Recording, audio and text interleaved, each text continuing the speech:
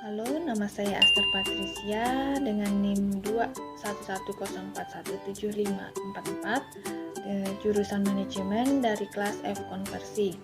Di sini saya mencoba menjawab beberapa soal ujian akhir semester untuk mata kuliah manajemen operasi. Menjawab soal yang pertama yaitu jelaskan mengapa konsep penyesuaian massal atau mass customization dapat digunakan sebagai salah satu strategi dalam rantai pasokan. Kustomisasi massal dapat digunakan sebagai salah satu strategi karena dapat menguntungkan bagi perusahaan. Perusahaan yang menawarkan penyesuaian dapat memberi diri mereka keunggulan kompetitif atas para pesaingnya. Mereka dapat mempromosikan kemampuan mereka untuk menghasilkan produk semi-custom dengan harga yang wajar kepada konsumen yang mencari peningkatan atas produk generik. Selama perusahaan mampu memberikan produk yang tidak berkompromi dengan kualitas, mereka memiliki peluang untuk meningkatkan penjualan, keuntungan, dan loyalitas merek untuk produk satu of a kind mereka. Kustomisasi massal juga dapat membantu perusahaan dengan biaya yang terkait dengan persediaan yang berlebih. Menjawab soal yang kedua, yaitu terdapat 3 keunggulan kompetitif yang dimiliki oleh perusahaan apabila menerapkan strategi penyesuaian massal dalam aktivitas rantai pasokan mereka. Jelaskan keunggulan kompetitif tersebut. Strategi penyesuaian massal memiliki 3 keunggulan kompetitif yang penting, yaitu yang pertama, mengelola hubungan pelanggan. Kustomisasi massal membutuhkan masukan yang rinci dari pelanggan agar layanan dan produk yang ideal dapat dihasilkan. Perusahaan dapat belajar banyak tentang pelanggannya dari data yang diterima. Keunggulan kompetitif yang signifikan diwujudkan melalui hubungan pelanggan yang erat ini berdasarkan strategi kustomisasi massal. Yang kedua, menghilangkan persediaan barang jadi. Memproduksi untuk pesanan pelanggan lebih efisien daripada menghasilkan perkiraan.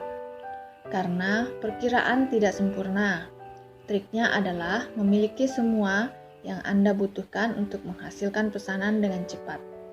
Dengan menggunakan promosi penjualan, perusahaan dapat melakukan beberapa kontrol atas persyaratan untuk persediaan komponen dengan mengarahkan pelanggan menjauh dari opsi yang habis untuk memilih opsi yang tersedia. Kemampuan ini menghilangkan tekanan dari rantai pasokan sekaligus menjaga kepuasan pelanggan. Penyedia layanan juga memanfaatkan penyesuaian massal untuk mengurangi tingkat inventaris. Mereka memiliki sistem perangkat lunak yang melacak preferensi pelanggan yang paling disukai konsumen hingga majalah yang mereka baca. Informasi ini memungkinkan perusahaan jasa untuk merencanakan dengan lebih akurat apa yang akan dikemas pada setiap jasa yang mereka jual. Yang ketiga, meningkatkan nilai layanan atau produk yang dipersepsikan. Dengan kustomisasi massal, pelanggan dapat melakukannya sesuai dengan keinginan mereka. Secara umum, kustomisasi massal seringkali memiliki nilai lebih tinggi di benak pelanggan daripada biaya produksi sebenarnya. Persepsi ini memungkinkan perusahaan untuk menetapkan harga yang memberikan margin yang bagus. Hal yang ketiga, jelaskan perbedaan konsep antara kegiatan outsourcing dan offshoring. Mengapa perusahaan memutuskan untuk menerapkan kegiatan tersebut dalam aktivitasnya? Perbedaan utama antara outsourcing dan offshoring dijelaskan. Outsourcing mengacu pada transfer kegiatan bisnis non-inti ke organisasi lain yang mendapat spesialisasi dalam pekerjaan itu. Offshoring mengacu pada pemindahan bisnis perusahaan ke negara lain, di mana biaya menjalankan bisnis seperti itu lebih rendah daripada di negara asal. Pengalih-dayaan mencangkup pengalihan operasi bisnis ke pihak eksternal. Sebaiknya, offshoring melibatkan pengalihan kegiatan dan kantor. Tujuan dari outsourcing kegiatan bisnis adalah untuk fokus pada kegiatan inti perusahaan. Di sisi lain, offshoring dilakukan untuk meminimalkan biaya. Pengalih-dayaan dilakukan oleh non-karyawan, tetapi offshoring dilakukan oleh karyawan dari entitas bisnis. Pengalihan dapat dilakukan di dalam atau di luar negara. Meskipun di luar negeri, pengalihan bisnis ke negara lain adalah suatu keharusan. Mengapa perusahaan memutuskan untuk menerapkan kegiatan tersebut di dalam aktivitasnya? Adapun definisi pengalih-dayaan atau outsourcing, pengalih-dayaan atau outsourcing juga dianggap sebagai subkontrak, adalah proses di mana suatu organisasi bisnis mentransfer atau mendelegasikan kegiatan non-inti atau peripheral mereka ke organisasi eksternal ataupun penyedia layanan. Pihak luar semacam itu khusus melakukan operasi itu dan karena melakukannya dengan efisien.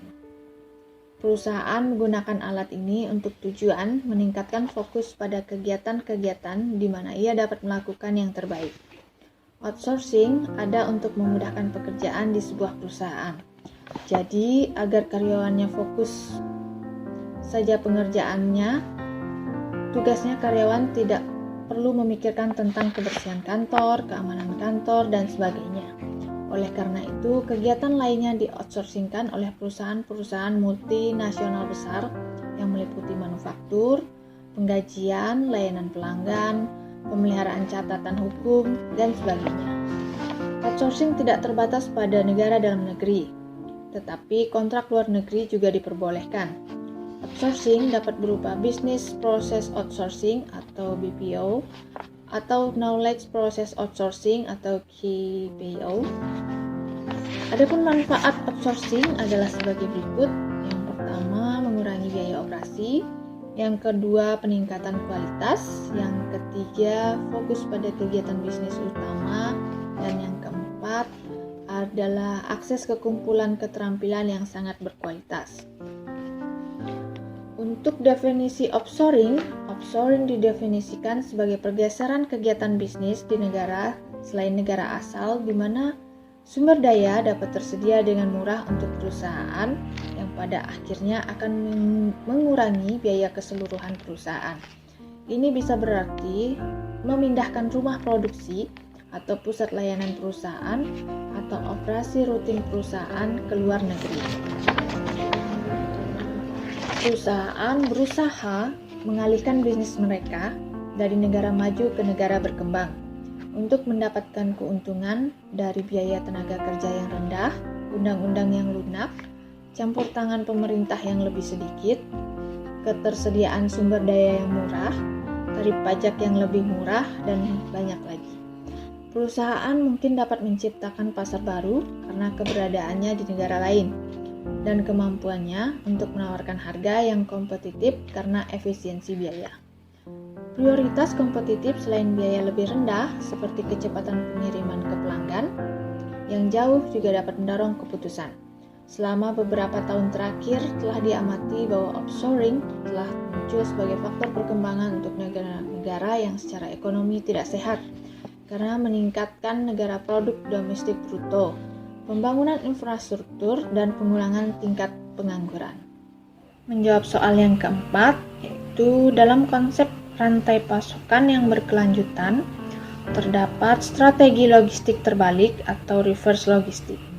Jelaskan apa yang dimaksud dengan hal tersebut dan mengapa perusahaan menerapkan reverse logistik dalam rantai pasokan mereka.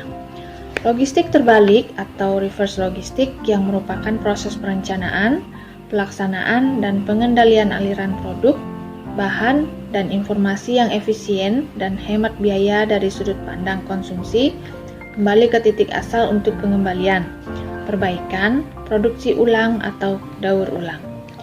Mengapa perusahaan menerapkan reverse logistik dalam rantai pasokan mereka? Perusahaan yang menerapkan reverse logistik mampu meningkatkan layanan pelanggan dan tingkat respon ke pelanggan, mengurangi dampak lingkungan dengan mengurangi limbah, dan meningkatkan tanggung jawab sosial perusahaan secara keseluruhan. Ada banyak keuntungan perusahaan ketika menerapkan reverse logistik di dalam sebuah perusahaan, seperti keuntungan keuangan dan juga memberikan manfaat sosial dan lingkungan. Seperti yang pertama, memungkinkan produsen untuk menerima produk return dari konsumen atau mengirim barang dagangan yang tidak terjual kembali ke pabrik untuk diambil terpisah, diurutkan, disusun kembali atau didaur ulang sehingga dapat meminimalkan biaya secara keseluruhan. Yang kedua, reverse logistik dapat menghasilkan manfaat dalam meningkatkan siklus hidup produk, kompleksitas rantai pasokan, preferensi konsumen yang harus ditingkatkan untuk mempertahankan produktivitas dan pertumbuhan kinerja perusahaan dalam jangka panjang. Yang ketiga, reverse logistik dapat meningkatkan kecepatan produksi, mengurangi biaya transportasi, administrasi, dan pemeliharaan, perbaikan, serta penggantian. Mempertahankan pelanggan dengan meningkatkan tujuan layanan dan memenuhi tujuan keberlanjutan. Yang keempat, nilai lebih dapat diekstraksi dari barang bekas atau barang return daripada membuang-buang tenaga, waktu, dan biaya bahan baku yang terlibat dalam rantai pasokan. Yang kelima, meningkatkan kepuasan dan loyalitas pelanggan dengan lebih memperhatikan barang yang rusak dan perbaikan barang dengan barang dagangan. Reverse logistik dapat mencakup mendapatkan umpan balik untuk melakukan perbaikan dan untuk meningkatkan pemahaman alasan nyata untuk pengembalian produk. Dari melihat keuntungan dan pentingnya reverse logistik, kita dapat mengerti bahwa reverse logistik memainkan peranan penting dalam pertumbuhan suatu organisasi, memberikan banyak keuntungan finansial, lingkungan, dan juga sosial.